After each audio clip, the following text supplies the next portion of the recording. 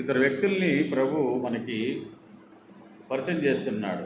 ఒక అతను వచ్చేసి పరిచయుడు, ఇంకొక అతను సుంకరి. ఈ పరిచయుడు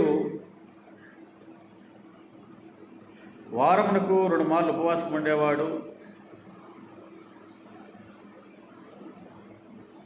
సంఘంలో పరిచయం చేసేవాడు. ఆయన సంపాదనలో 10వ వంతు ప్రభువుకి ఇచ్చేవాడు. ఇతను ప్రార్థన చేస్తున్నాడు. అయితే ఇతను ప్రార్థన దేవుడు అంగీకరించాల.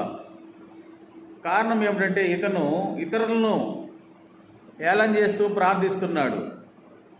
ఇతరులను ఎత్తిపెడుతూ వారి తప్పిదములను ఎత్తి చూపిస్తూ ప్రార్థిస్తున్నాడు. క్షమించే మనసు లేదు,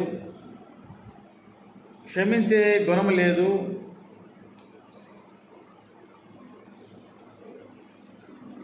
ఇతరులను హేళన చేసి ఎత్తి చూపిస్తూ వారి తప్పిదములను పాపములను ఎత్తి చూపిస్తూ ప్రార్థించినప్పుడు ఆ ప్రార్థన దేవుడు అంగీకరించాల.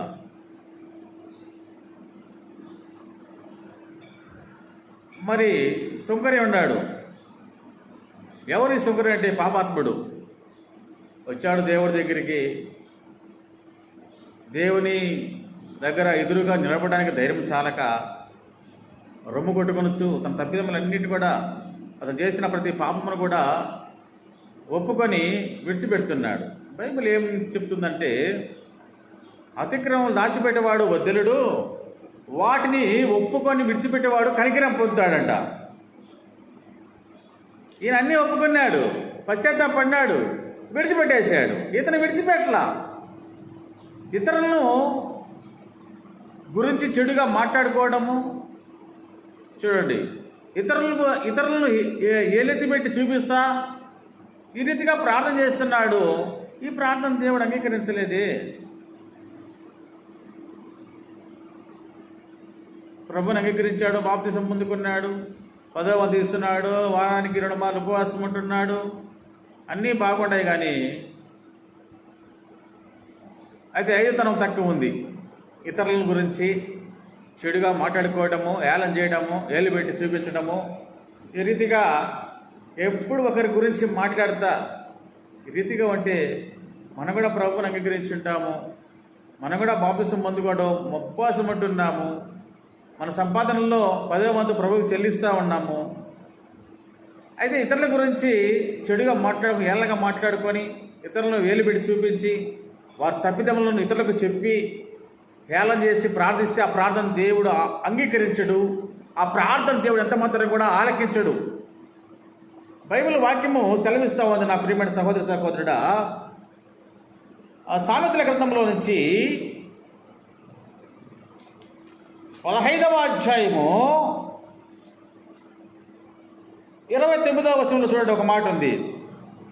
భక్తిహీనులకు యెహోవా దూరస్తుడు, నీతిమంతుల ప్రార్థన ఆయన అంగీకరించును. భక్తిహీనులకు యెహోవా ఎవరంట?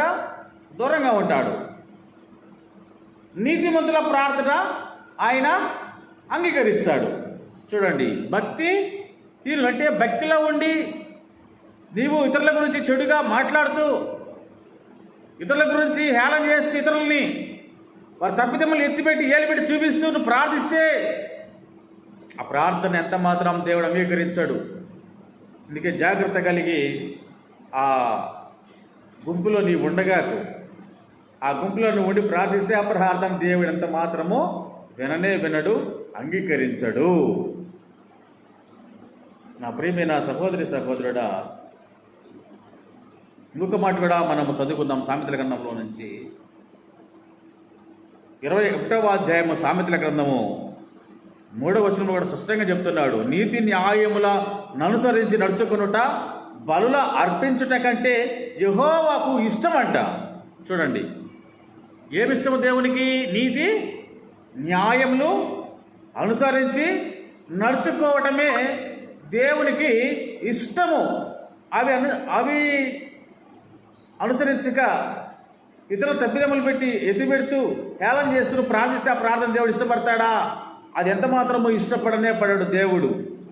అంత మాత్రమే కాదు కానీ అదే 1 సమూయేలు గ్రంథంలో నుంచి 15వ అధ్యాయము 1 సమూయేలు గ్రంథము 15వ అధ్యాయము 22వ వచనంలో కూడా ఒక మాట ఉంది చూడండి. అందుకు సమూయేలు తాను సెలవిచ్చిన ఆజ్ఞను ఒకడు గైకొనుట వలన యెహోవా సంతోషించినట్లు ఒకడు దహన బలులను అర్పించడం వలన ఆయన సంతోషించిన. ఆలోచించుము, బలుల అర్పించుట కంటే ఆజ్ఞను గైకొనుటయు పొట్టెళ్ల క్రొవ్వు అర్పించుట కంటే మాట వినటియు శ్రేష్టమంట. చూడండి నా ప్రియమైన సహోదరుడా, దేవుని మాట నీతి న్యాయం అనుసరించి నడుచుకునుట దేవునికి ఇష్టము. ఆ ఇష్టమైనది చేసి నువ్వు ప్రార్థించు, దేవుని ప్రార్థన ఆలకిస్తాడు. నీ ప్రార్థన అంగీకరింపబడుతుంది దేవుని సన్నిధికి. ఈ రీతిగా నువ్వు చేయాలని దేవుడు ఇష్టపడుతున్నాడు. నా ప్రియమైన సహోదరుడా, ఇతరులను ఏలుపెట్టి ఇతరుల తప్పిదములు ఎత్తిపెట్టి హేళన చేస్తూ ప్రార్థిస్తే ఆ ప్రార్థన దేవుడు వినడు.